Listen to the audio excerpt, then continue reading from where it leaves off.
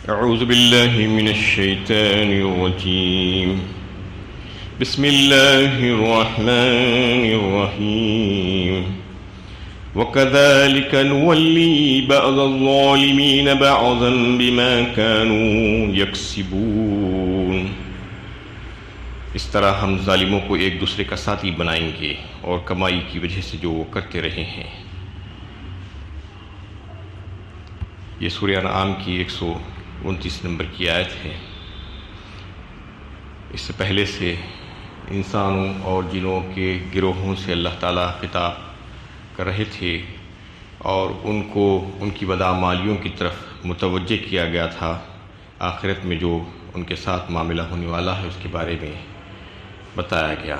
اور اس آیت میں بتایا جا رہا حضرت قتادہ اور حضرت سعید بن جبیر رضی اللہ تعالیٰ عنہ فرماتے ہیں کہ آخرت میں اللہ تعالیٰ کے پاس جو وحدتیں ہوں گی، اجتماعی وحدتیں، وہ انسان کی جماعتوں، گروہوں کی یا نسلی یا خاندانی یا کنبے قبیلے یا وطنی بنا پر نہیں ہوگی، بلکہ اس کے اعمال اور اس کے اخلاق کی بنیاد پر ہوگی.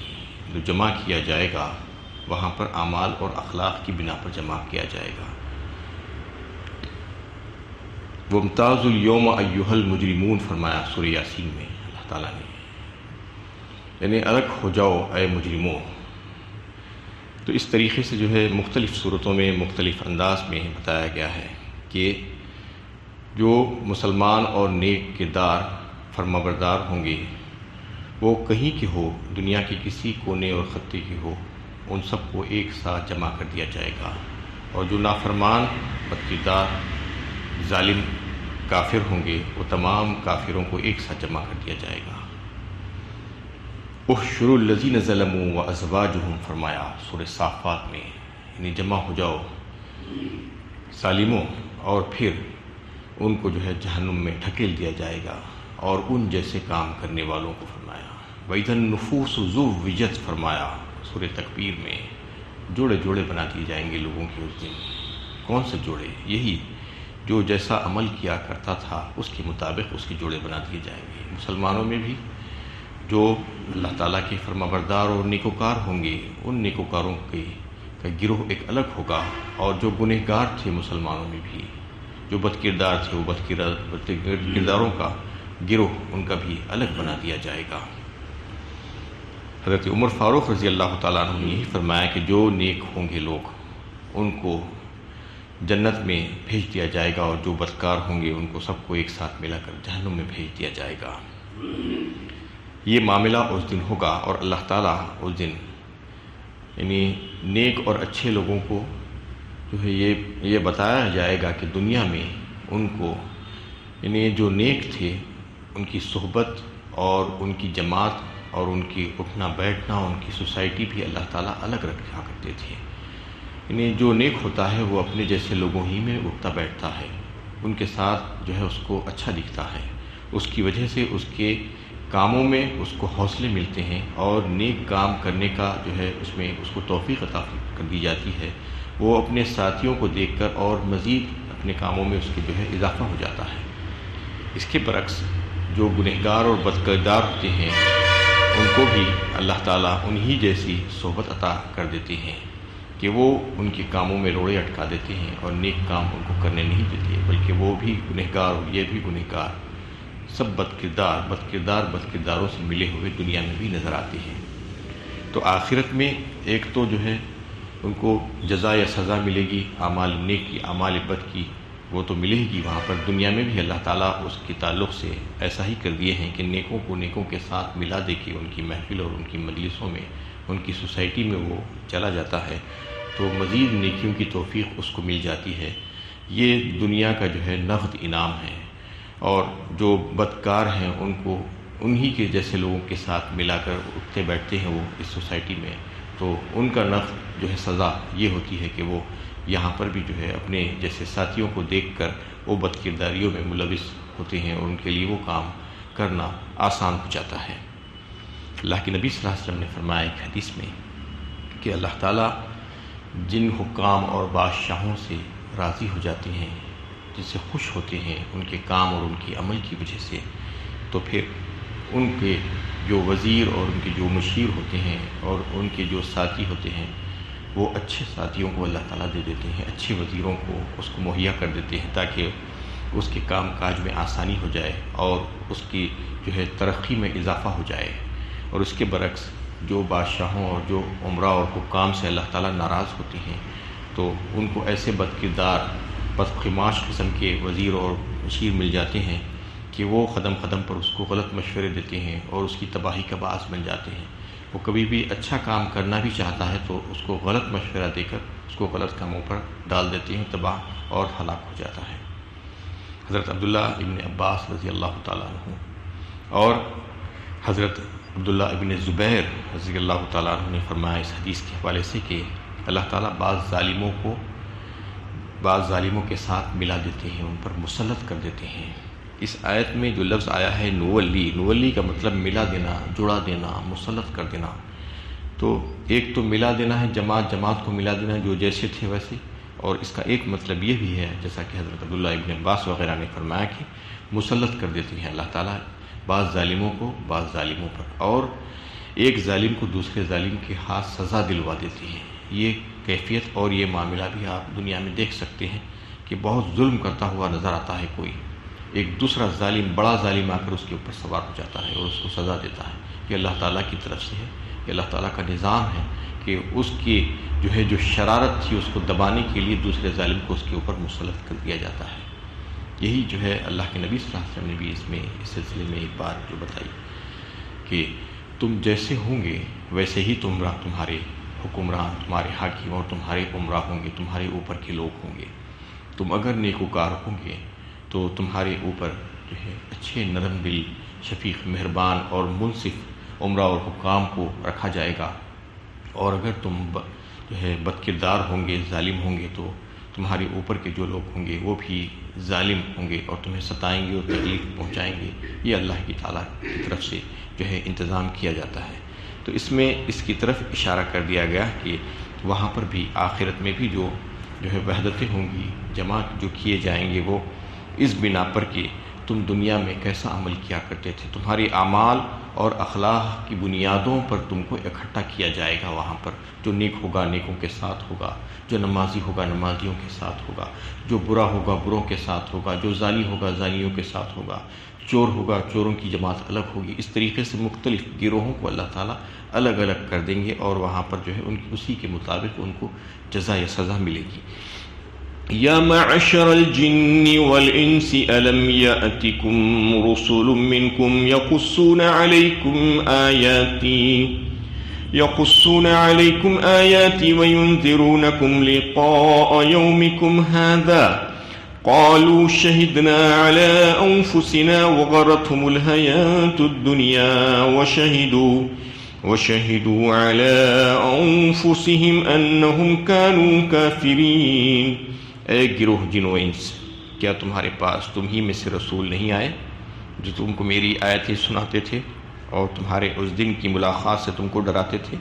وہ کہیں گے کہ ہم اپنے خلاف خود گواہی دیتے ہیں۔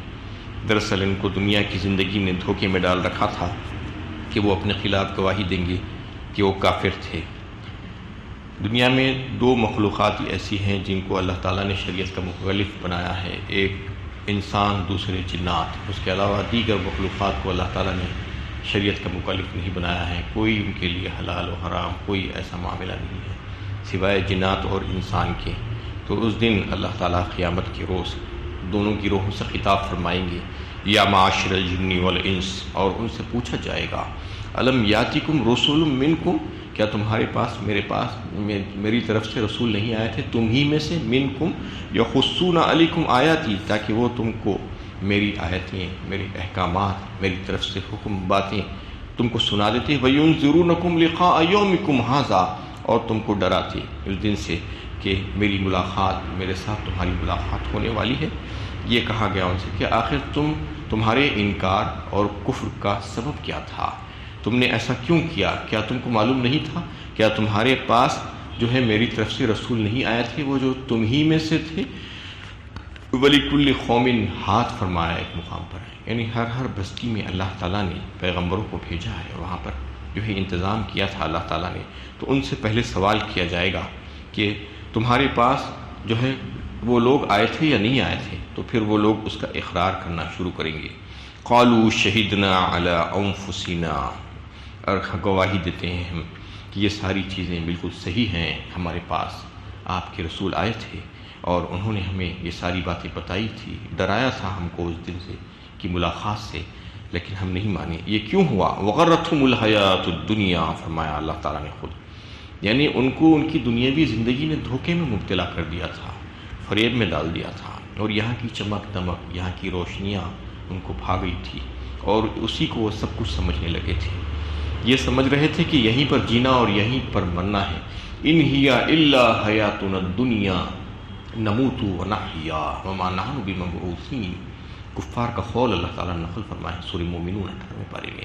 یعنی یہ کہتے تھے کہ بس یہیں پر جینا، یہیں پر مرنا ہے، اور یہیں پر جو کچھ کرنا ہے کر لو، اس کے بعد کوئی زندگی نہیں ہے، ہم نہیں اٹھائے جائیں گے. یہ وہ لوگوں کا خیال تھا، یہ باطل عقیدہ.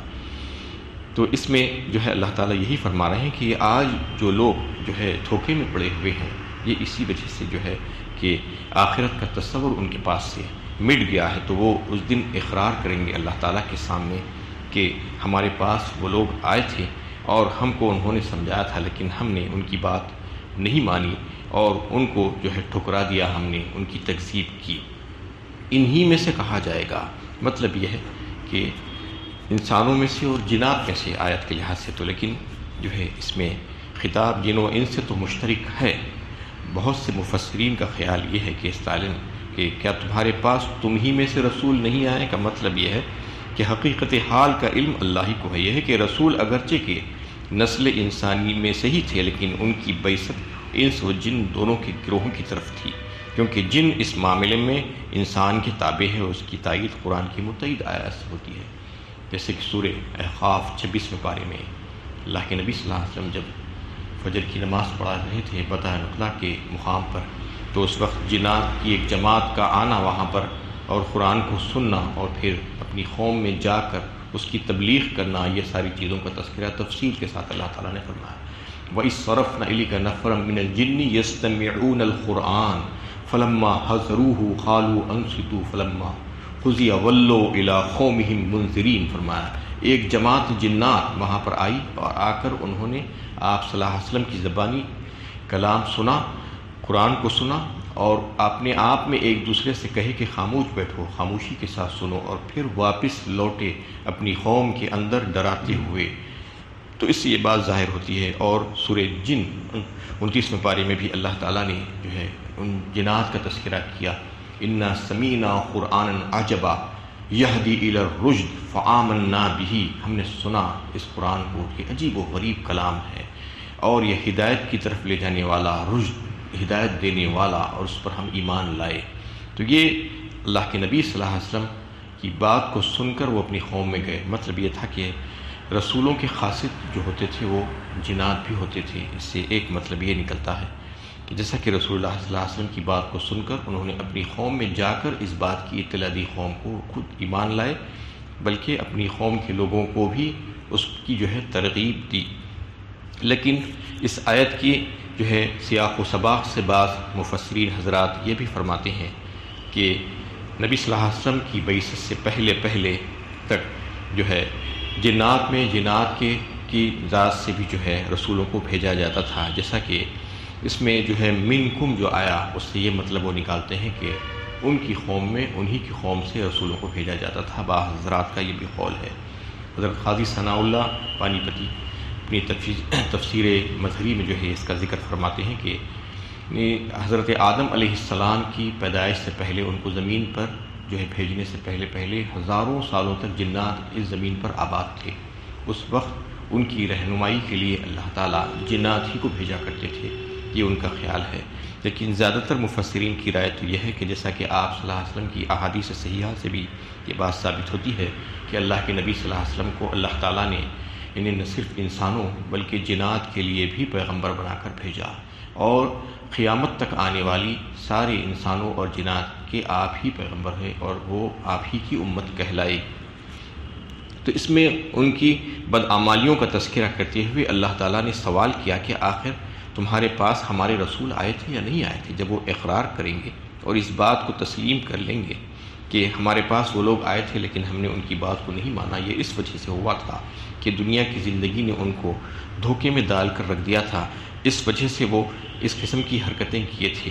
وَشَهِدُوا عَلَىٰ أَنفُسِهِمْ أَنَّهُمْ كَانُوا كَافِرِينَ، لیکن یہ جو بیان کریں گے، اقرار کریں گے، بعض صورتوں میں اس بات کو بھی اللہ تعالیٰ نے بیان فرمایا کہ وہ اکثر مکر جائیں گے، وہ مشرکین اور کفار وہاں پر اللہ تعالیٰ کے سامنے جو ہے غلط بات کہیں گے، جھوٹی قسمیں کھائیں گے اور کہیں گے کہ واللہ ربنا ما کنا مشرکین، ہم جو ہے اللہ کی قسم مشرکوں میں سے نہ تھے۔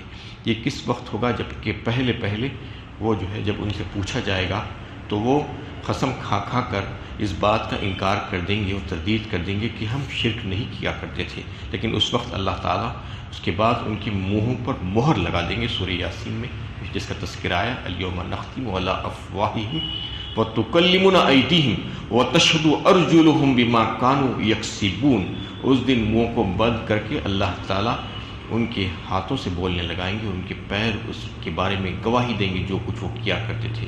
سورہ حامیم سجدہ 24ویں پارے میں اللہ تعالیٰ نے فرمایا کہ شہید علیہم سمعہم وابصارہم وجلودہم بما کانوا یعملون، گواہی دیں گے اس دن ان کے کان اور ان کی آنکھیں اور ان کی جلدیں ان کے خلاف۔ تو یہ معاملہ اللہ تعالیٰ اس دن فرما دیں گے۔